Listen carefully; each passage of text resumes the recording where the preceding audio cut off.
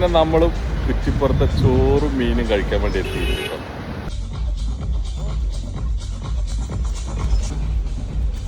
ഈ കാണുന്ന തിരക്ക് ഒരു ഓഡിറ്റോറിയത്തിൽ കല്യാണത്തിന് ഭക്ഷണം കഴിക്കാൻ വേണ്ടിയിട്ട് കാത്തു നിൽക്കുന്ന ആളുകളല്ല കേട്ടോ, ഒരു ഹോട്ടലിൽ ഭക്ഷണം കഴിക്കാൻ വേണ്ടിയിട്ട് വന്നിട്ടുള്ള ജനക്കൂട്ടമാണിത്. ചോറും മീനും എന്നുള്ള ഒരു ഹോട്ടലാണ്. എല്ലാവരും ഫേമസ് ആണ്. ഈ അടുത്ത് റീലിലൂടെ ഒക്കെ വളരെ ഫേമസ് ആയിട്ടുള്ള ഒരു ഹോട്ടലാണ്. അപ്പം നമ്മളിങ്ങോട്ട് എത്തിയിട്ടുണ്ടായിരുന്നില്ല, നമ്മൾ ഫസ്റ്റ് ടൈമാണ്.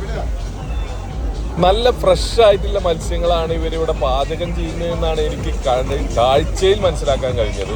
ഇത് കണ്ടില്ലേ, നല്ല ഫ്രഷ് ആയിട്ടുള്ള മത്സ്യം ഒക്കെ ഇവിടെ ഇങ്ങനെ മസാലയുടെ പുരട്ടാനൊക്കെ നല്ല ക്ലീൻ ചെയ്ത് റെഡിയാക്കി വെച്ചിട്ടുണ്ട്.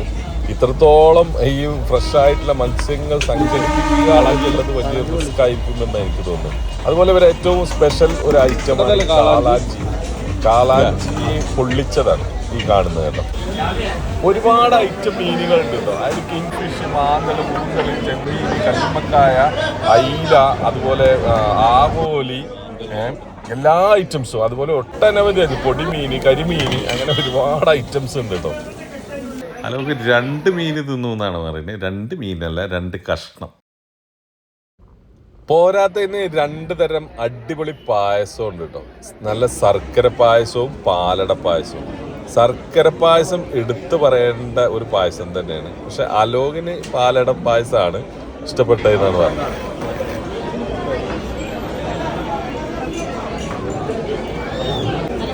അലോകിന് പാലട പായസമാണ് ഇഷ്ടപ്പെട്ടതെന്നാണ്. അതേപോലെ തന്നെ ഒരു മിനി സദ്യ ഇതിലുണ്ട്. എന്തായാലും ഞാൻ സദ്യ നല്ല ഇലയൊക്കെ അടിച്ച് തുടച്ച് വൃത്തിയായി കഴിച്ചിട്ടാണ് എണീറ്റത്.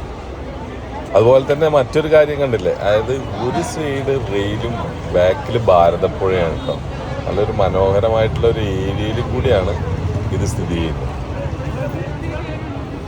ഭക്ഷണം ഇഷ്ടപ്പെട്ടെങ്കിൽ മണി മുഴക്കുക എന്നുള്ള രസകരമായ ഒരു ആചാരം കൂടി ഇവിടെ ഉണ്ട് കേട്ടോ.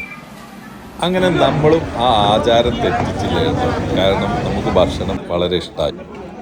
ബീവറേജസിൽ പോലും കാണാത്ത വിധം ക്ഷമയോട് കൂടിയുള്ള ഈ നിൽപ്പ് കണ്ടില്ലേ, അത് ഇവരുടെ ഈ ഭക്ഷണത്തിൻ്റെ ടേസ്റ്റ് കൊണ്ട് തന്നെ ആയിരിക്കാം. എന്തായാലും ഒഴിവ് ദിവസമല്ലാത്ത വർക്കിംഗ് ഡേയ്സിൽ ഒരു ദിവസം വരാം എന്ന് പറഞ്ഞു നമ്മൾ മെല്ലെ ഇറങ്ങി.